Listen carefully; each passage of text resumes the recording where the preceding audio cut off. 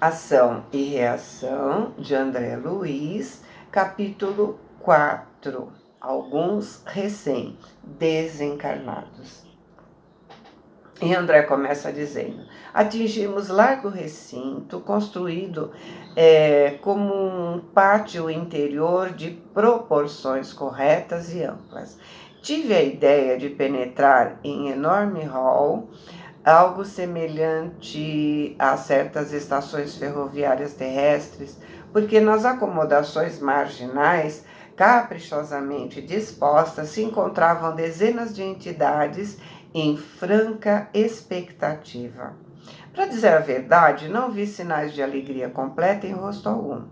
Os vários grupos, alguns deles em discreto entendimento, se dividiam entre a preocupação e a tristeza. De passagem, podíamos ouvir diálogos diferentes. Acredita que agora ela possa se devotar à mudança justa? Dificilmente. Se focou muito tempo no descontrole da própria vida. Mais além, escutamos dos lábios de uma senhora que se dirigia a um rapaz de agoniado semblante: meu filho, fique calmo.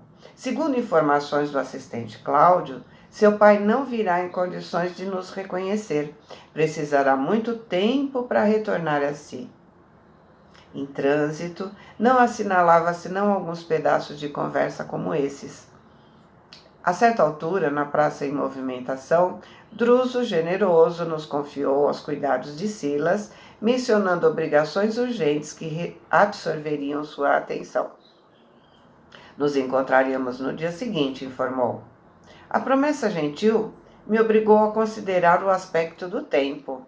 Pela sombra reinante, não poderíamos saber se era dia, se era noite. Por isso, o grande relógio ali existente, com largo mostrador, abrangendo as 24 horas, funcionou aos meus olhos como uma bússola para o viajante, me deixando perceber que estávamos em noite alta. Então, na nota, o autor diz que está se referindo a regiões encravadas nos domínios do próprio globo terrestre, submetidas às mesmas leis que regulam o tempo, porque estão muito próximas da Terra. Sons de campanas invisíveis cortavam agora o ar, e percebendo nossa curiosidade, Silas esclareceu que a caravana-comboio penetraria no recinto em alguns minutos. Aproveitei os minutos para perguntas que julguei necessárias. Que espécie de criaturas aguardávamos ali? Recém-desencarnados em que condições? Como se organizaria a caravana-comboio? Vinha diariamente a instituição atendendo o horário certo? Ou seja, todo dia chegam caravanas no mesmo horário?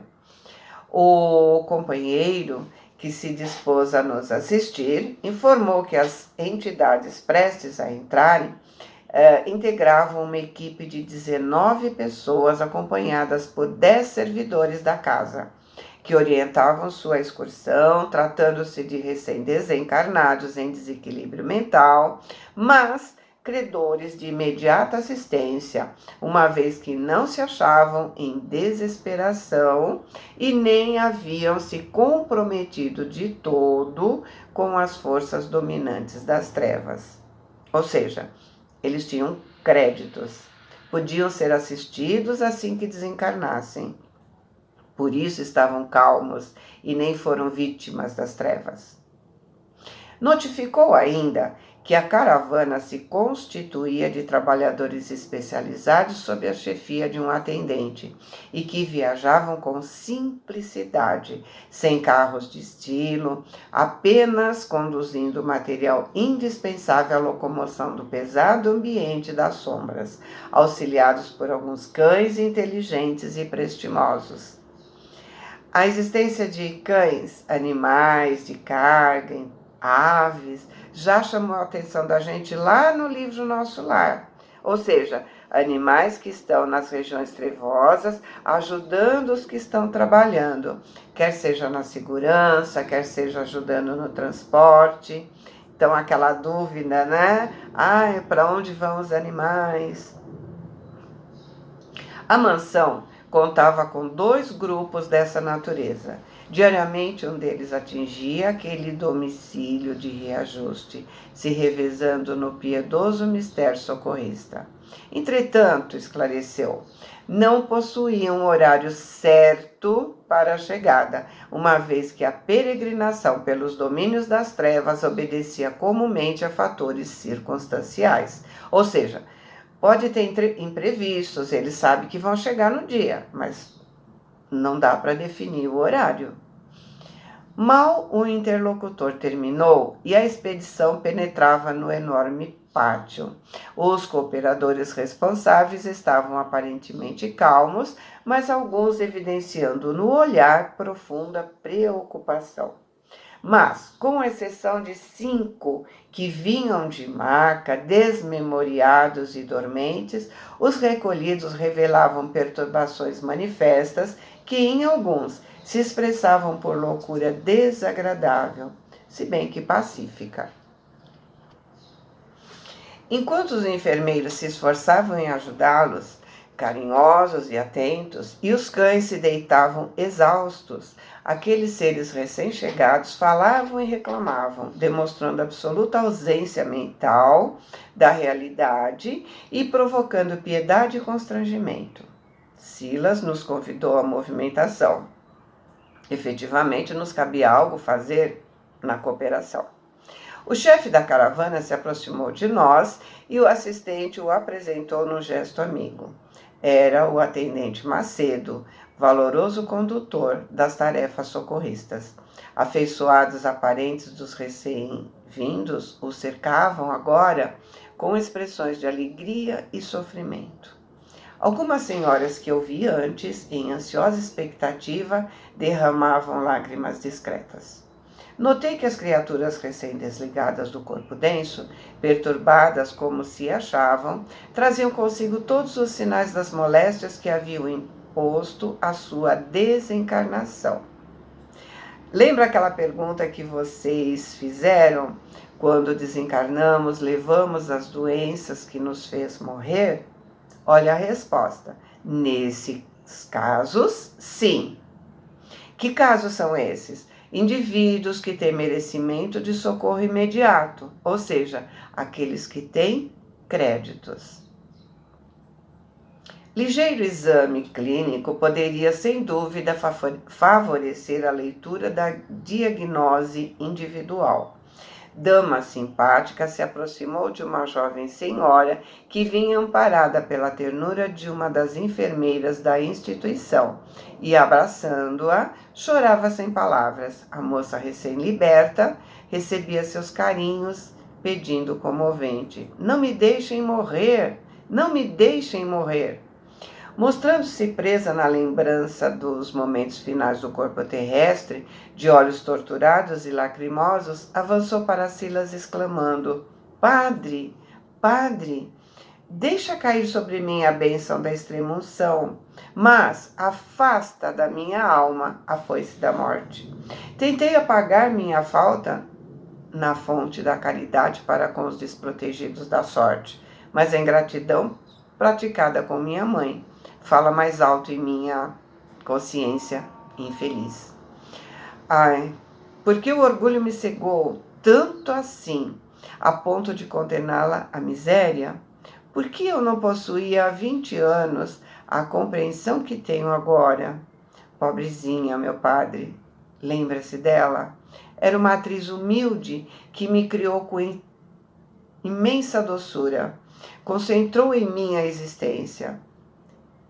Da ribalta, ou seja, do palco, da ribalta festiva, desceu a rude trabalho doméstico para conquistar nosso pão. Tinha a sociedade contra ela, e meu pai, sem ânimo de lutar pela felicidade de todos nós, a deixou arrastar-se na extrema pobreza, acovardado e infiel aos compromissos que assumiu livremente. A infortunada criatura fez ligeiro intervalo, misturando as próprias lágrimas com as da nobre senhora que a aconchegava de encontro ao peito. E de mente apressionada à confissão que fez em extremis, Continuou como se estivesse o sacerdote ao pé de si. Padre, me perdoa, em nome de Jesus.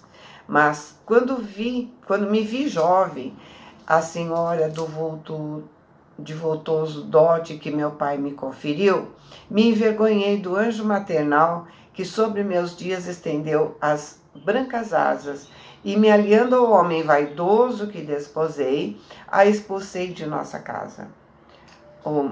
Ainda sinto o frio daquela terrível noite do adeus.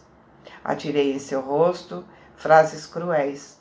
Para justificar minha vileza de coração, a caluniei sem piedade, pretendendo me elevar no conceito do homem que desposei. Menti que ela era minha mãe.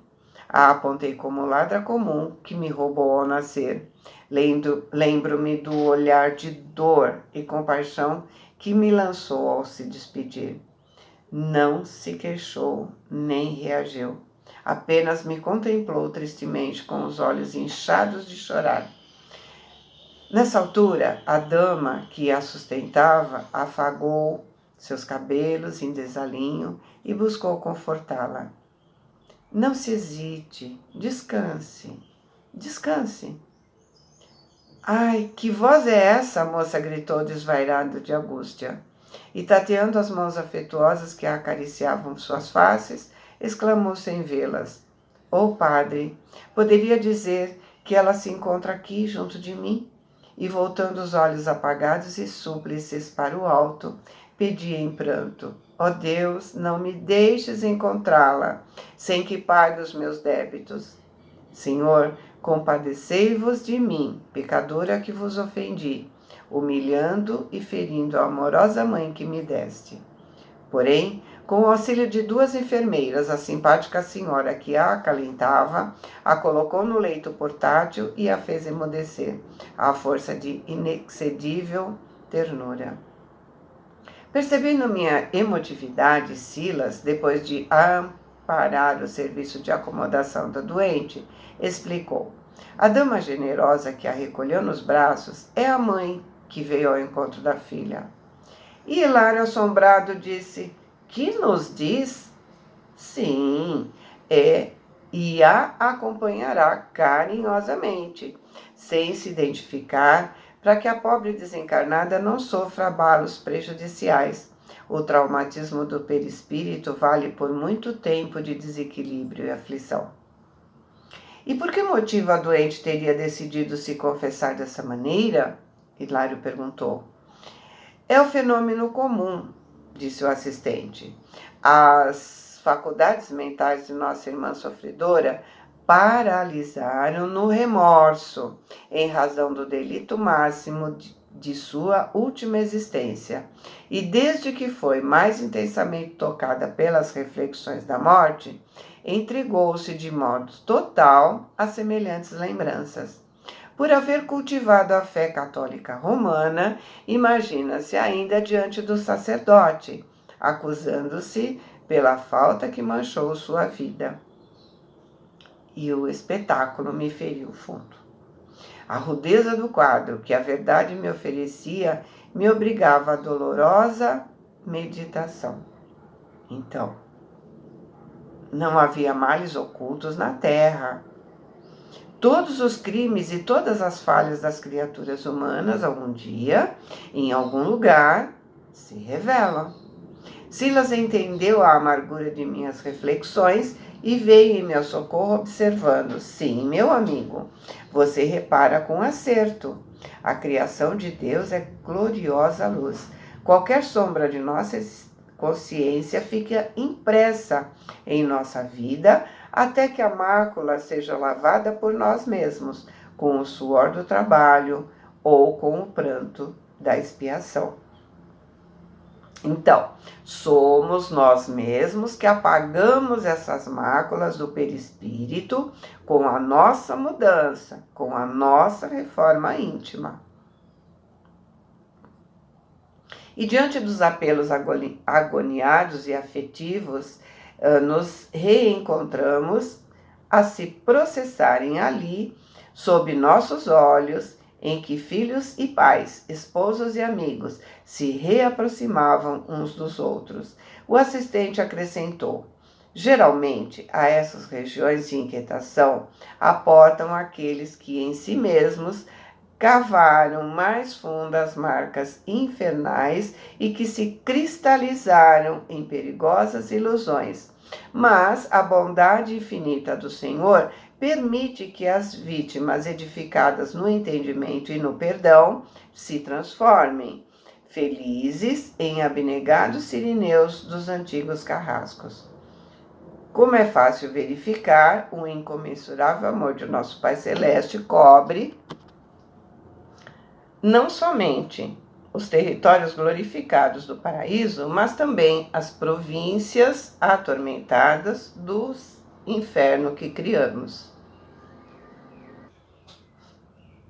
Uma pobre senhora caiu em choro convulsivo junto de nós, cortando a palavra de nosso amigo. De punhos cerrados, a infeliz reclamava: quem me libertará de Satã? Quem me livrará do poder das trevas? Santos anjos, socorrei-me. Socorrei-me contra o temível Belfegor. Belfegor é o Senhor do Fogo. Na criação da Igreja Católica, a imagem de Satanás significava, né? Aquele que separa. E até hoje as pessoas acreditam nessa criação. Silas nos convocou ao amparo magnético imediato. Enfermeiros presentes correram solícitos, impedindo o agravamento da crise. Maldito, maldito! A demente repetia, persignando-se. Persignar-se é se benzer fazendo o sinal da cruz com o dedo polegar, primeiramente na testa, depois na boca e por último no peito. O padre persignou ante a homilia e, continuando, invocando o socorro divino através da oração, procurei anular os seus movimentos desordenados, adormecendo-a pouco a pouco. Quando o ambiente acerenou, Silas nos convidou a sondar sua mente conturbada, agora sob o domínio de profunda hipnose. Busquei pesquisar sua desarmonia em rápido processo de análise mental e verifiquei espantado que a pobre amiga era portadora de pensamentos horripilantes. Como que a se lhe desenraizar no cérebro, via escapar do seu campo íntimo a figura animalesca de um homem agigantado, de longa cauda, com a fisionomia de um caprino degenerado, exibindo pés em forma de garras e ostentando 2 chifres, sentado numa cadeira tosca, como se vivesse em perfeita simbiose com a infortunada criatura, em mútua magnetização. Diante da minha pergunta silenciosa, o assistente informou: é um clichê mental, criado e nutrido por ela mesma. As ideias macabras da magia indigna, quais sejam as da bruxaria, do demonismo, que as igrejas denominadas cristãs propagam, a pretexto de combatê-los, mantendo crendices e superstições, ao preço de conjurações e exorcismos, geram imagens como essa, que se difundem nos cérebros fracos e desprevenidos, estabelecendo epidemias de pavor alucinatório. As inteligências desencarnadas, entregues à perversão, se valem desses quadros mal contornados que a literatura feticista ou a pregação invigilante distribuem na terra, espalhando por todos os lados e imprimem-lhe temporária vitalidade, assim como um artista do lápis se aproveita do esboço de uma criança, tornando-os por base dos desenhos seguros, com que passa a impressionar o ânimo infantil. Então, o demônio não existia, mas aquilo que a igreja a ensinou ficou impregnado na cabeça dela. E essa descrição que ela entendeu como sendo a do demônio era o que ela estava vendo. Figura horrível, com pé de cabra, rabo, etc. É um clichê mental que entidades inferiores atormentam encarnados ou desencarnados em desequilíbrio. Ou seja, os obsessores usam essas imagens para atormentar aqueles a quem eles querem obsediar. E ele continua: o esclarecimento se apresentava como oportuna chave para a solução de muitos enigmas no capítulo da obsessão, em que os doentes começam atormentando a si mesmos e acabam atormentados por seres que se afinam com o desequilíbrio que lhes é próprio. Hilário, que observava atentamente o duelo íntimo entre a enferma prostrada e a forma pensamento que se supunha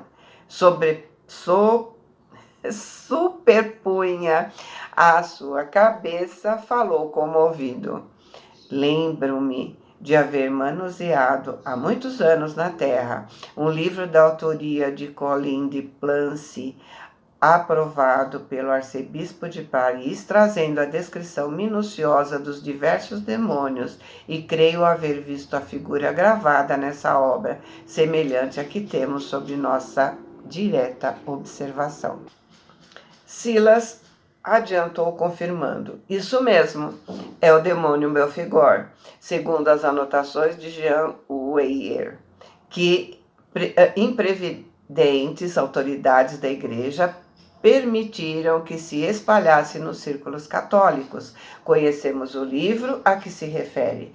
Tem criado empecilhos tremendos a milhares de criaturas que inadvertidamente acolhem tais símbolos de Satanás, oferecendo-os a espíritos beatizados que os aproveitam para formar terríveis processos de fascinação e possessão. Refletia quanto ao problema nos moldes mentais na vida de cada um de nós, ou seja, quando ficamos mantendo uma ideia fixa, quando ficamos com a mente parada, repetindo algo que aconteceu. Quando o assistente, certo, surpreendendo minha pergunta, acentuou bem-humorado: aqui é fácil reconhecer que cada coração edifica o inferno em que se aprisiona, de acordo com as próprias obras. Assim, temos conosco os diabos que desejamos, segundo o figurino escolhido ou moldado por nós mesmos. É sempre o fruto da nossa mente, portanto, somos nós que criamos. Porém, o serviço assistencial exigia cautelosa atenção e por isso removemos a enferma para o aposento limpo e bem composto que a esperava. Decorridos alguns minutos, voltamos ao pátio, então descongestionado e silencioso. Apenas alguns sentinelas da noite velavam, infatigáveis e atentas. Os tormentos entrevistos me levavam a pensar. Muito já estudei acerca do pensamento e fixação mental, mas a angústia daquelas almas recém-desencarnadas me infundia compaixão e quase terror. Confiei ao amigo que nos acompanhava, bondoso, a indefinível tortura de que me via objeto, e o assistente esclareceu com sabedoria: em verdade, estamos ainda longe de conhecer todo o poder criador e aglutinante que o nosso pensamento puro e simples possui. Em razão disso, tudo devemos fazer por libertar os entes humanos de todas as expressões perturbadoras da vida íntima. Tudo que nos escravize à ignorância e à miséria, à preguiça e ao egoísmo, à crueldade e ao crime, é fortalecimento da treva contra a luz e do inferno contra o céu. E talvez porque desejasse ardentemente mais alguma anotação em torno da transcendente assunto, Silas acrescentou: recorde-se de haver havido alguma memória alusiva às primeiras experiências de Marconi nos princípios do telégrafo sem fio? Sim, respondi. Lembro de que o sábio, ainda muito jovem, se dedicou ao estudo das observações de Henrique Hertz, o grande engenheiro alemão que realizou importantes experiências sobre as ondulações elétricas, comprovando as teorias da identidade da transmissão entre a eletricidade, a luz e o calor irradiante. E sei que, de certa feita, tomando o oscilador e conjugando-o com a antena Popov e com o receptor Branly no jardim da casa paterna, conseguiu transmitir sem fio os sinais do alfabeto Morse. Mas que tem isso a ver com o pensamento? O assistente sorriu e falou: a referência é significativa para as nossas considerações. Além dela, voltemos à televisão, uma das maravilhas da atualidade terrestre. Lembra, ele está lá em 1957. E acrescentou: reporto-me ao assunto para lembrar que na radiofonia e na televisão, os elétrons que carregam as modulações das palavras e os elementos da imagem se colocam no espaço com velocidade igual à da luz, ou seja, a 300 mil quilômetros por segundo. Ora, num só local podem funcionar um posto de emissão e outro de recepção, compreendendo-se que, num segundo, a palavra e as imagens podem ser irradiadas e captadas simultaneamente, depois de atravessar imensos domínios do espaço, em fração infinitesimal do tempo. Imaginemos agora o pensamento, força viva e atuante, cuja velocidade supera a velocidade da luz. Olha aqui a informação. A velocidade do pensamento é maior que a velocidade da luz. Emitido por nós, volta inevitavelmente a nós mesmos, nos levando a viver de maneira espontânea em sua onda de formas criadoras que naturalmente se fixam em nosso espírito, quando alimentadas pelo combustível de nosso desejo ou de nossa atenção. Daí a necessidade imperiosa de nos situarmos nos ideais mais nobres e nos propósitos mais puros da vida, porque energias atraem energias da mesma natureza, e quando estacionários na viciação ou na sombra, as forças mentais que exteriorizamos retornam ao nosso espírito, reanimadas e intensificadas pelos elementos que com elas se harmonizam, engrossando dessa forma as grades da prisão em que nos detemos irrefletidamente, convertendo nossa alma num mundo fechado e que as vozes e os quadros de nossos próprios pensamentos, acrescidos pelas sugestões daqueles que se ajustam ao nosso modo de ser, nos impõem reiteradas alucinações, anulando de modo temporário os nossos sentidos sutis. E depois de ligeira pausa, concluiu: eis porque, efetuada a supressão do corpo físico nos fenômenos vulgares da morte, a criatura desencarnada, movimentando-se num veículo mais plástico e influenciável, pode permanecer longo tempo sob o cativeiro de suas criações menos construtivas, detendo-se em larga faixa de sofrimento e ilusão com que aqueles que vivem os mesmos enganos e pesadelos. A explicação não podia ser mais clara. Hilário e eu nos calamos, dominados por igual sentimento de respeito e reflexão. Silas percebeu a nossa atitude interior e generosamente nos convidou a descansar, em que, por algumas horas, conseguíamos repousar e pensar. Então, Nesse capítulo, André nos esclarece que nosso pensamento sai e volta numa velocidade maior que a velocidade da luz. Ele sai e volta tantas vezes que fomos negativos, seremos contaminados por nós mesmos. Só que quando sai, encontra o pensamento dos irmãozinhos que estão nessa mesma vibração negativa.